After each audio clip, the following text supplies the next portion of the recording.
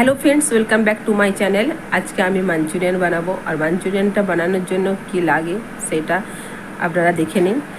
আর Manchurian বানানোর জন্য আমি আধা বাঁধাকপি নিয়ে নিয়েছি, সেটাকে মিডিয়াম সাইজের টুকরো করে মিক্সির মধ্যে পিষে নিয়েছি। একটু বেশ দরদরা করে পিষতে হবে, এইভাবে পিষতে হবে, দেখে নিন।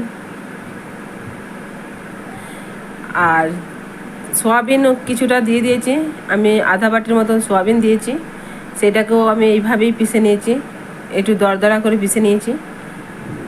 আর এখানে আমি ময়দা দিলাম, হাফ বাটি ময়দা দিয়েছি, আর বেসন দিয়েছি হাফ বাটি, দিয়ে দুটোকে একসাথে মিশিয়ে দিলাম। এখানে নুন দিচ্ছি আমি ছোটো টিস্পুন, তার জন্য আমি 2-3 চামচ নুন দিয়ে দিলাম। আর এটা সিন্ধা নামক, বেশি নোনতা ভাব নাই, তাই একটু বেশি করে আপনারা স্বাদ অনুসার দিয়ে দিবেন।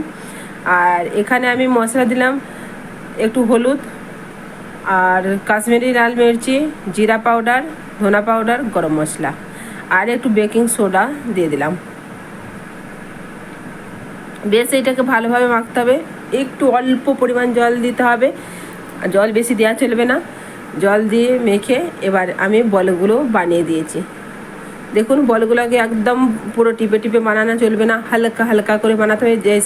যেমন আমি এরকম বানাচ্ছি, খুব আস্তে আস্তে এইভাবে নিচে, ভেতরটা যেমন বেশি টাইট না হয়ে যায়, নাহলে ভেতরটা ভাজা ভাজা হবে না। তাই সব বলগুলোকে আমি এইভাবে বানিয়ে রেখেছি, আস্তে আস্তে ভেজে নেব। খুব কম আছে এটাকে ভাজতে হবে। দেখুন, আমি সব বলগুলোকে ভেজে রেখে দিয়েছি। এবার আমি একটা পেঁয়াজ নিয়েছি, এইভাবে কেটে রেখেছি, আর কর্নফ্লোর। আর দেখুন বলগুলো কি সুন্দর সফট হয়েছে, খুব সুন্দর হয়েছে।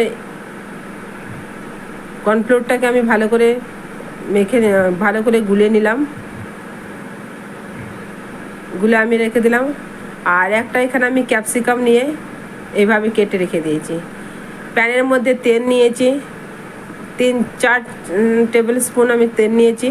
আর একটা পেঁয়াজকে ছোট্ট ছোট্ট একদম কুচি কুচি করে কেটে রাখতে হবে, সেই পেঁয়াজটা আমি দিয়ে দিলাম। একটা বড় পেঁয়াজ খোসাকে এইভাবে ছাড়িয়ে রাখতে হবে। আর একটা ছোট ছোট করে শিমলা মির্চি যেটা কেটে রেখেছিলাম, সেটা আমি এখানে দিয়ে দিলাম।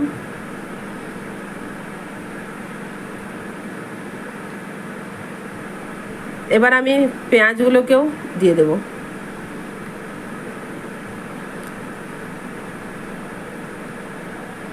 একটু নাড়াচাড়া করতে হবে।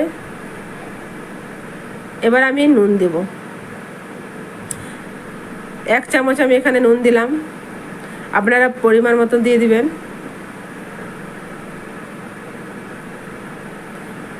কারণ এখানে সোয়া সস দেবো, সেটাও নোনতা ভাব আছে, তাই আমি নুনটা একটু কমই দিলাম। এবার যখন একটু এটা ভাজা ভাজা হয়ে গেছে, দেখুন, এবার আমি এখানে আমি সোয়া সস দিলাম, 3-4 চামচের মতো সোয়া সস দিয়ে দিলাম। এবার টমেটো সস, ওটাও আমি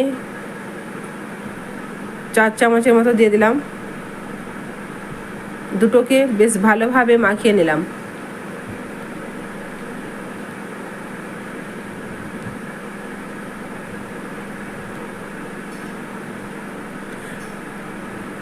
একটু অল্প পরিমাণ একদম জল দিয়ে দিলাম, যাতে এটা বেশ ভালোভাবে মিক্স হয়ে যায়। নেড়ে চেড়ে নেব।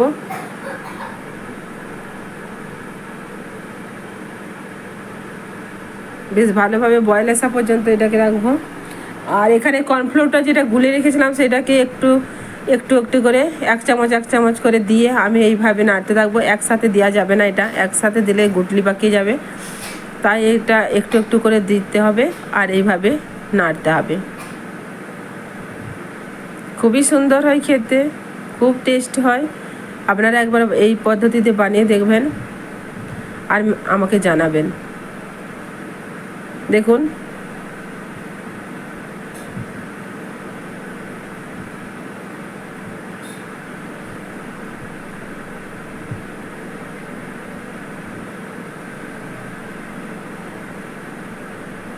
এবার আমি এখানে চিলি সস দিয়ে দেবো। এখানে চিলি সস বেশি দেবো না, বাচ্চারা খাবে, তাই আমি 1 টিস্পুন দিলাম। বেশ ভালোভাবে এটাকে মিক্স করে নেব। এবার যে বলগুলো রাখা আছে ভেজে, সেইগুলোকে আমি এর মধ্যে দিয়ে দেব আর বেশ ভালো করে এগুলোকে মিক্স করে নেব।